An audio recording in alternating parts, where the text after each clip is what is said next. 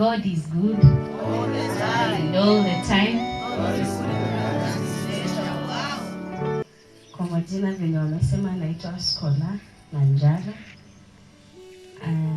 Mimi ni jirani kwa familia ya mama na kina Kate. At the same time niko Hola, kule ndo nafanya kazi. Nimefurahi kukuja Kakamega since it's my first time kwa familia. I'm really sorry for the loss. Baba alikuwa kama baba yetu.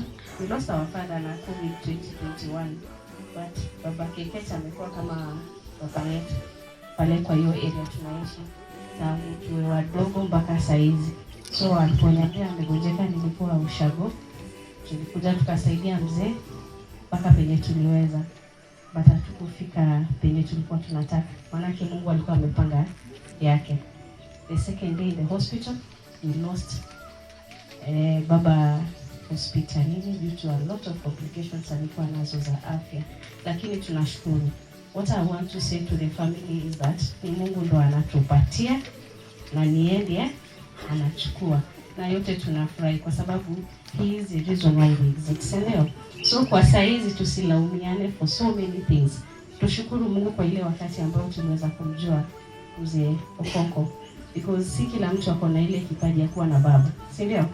But for that privilege that we go to have a God, kuna wengi ambao wamewaguza. Hata kama huku kwingine hamkufanikiwa kuinteract na yeye, lakini kwa sisi ambao walikuwa karibu kwetu, we have lost a hero. Na tunashukuru Mungu kwa ule wakati tu alitupatia tukakuwa na yeye. So I'm really sorry to my brothers and sisters. Na naomba Mungu akawatie nguvu na wapatie amani. I'm really sorry from my family na hata from kanisa ya CCI ambayo tunashiriki Hola na Pastor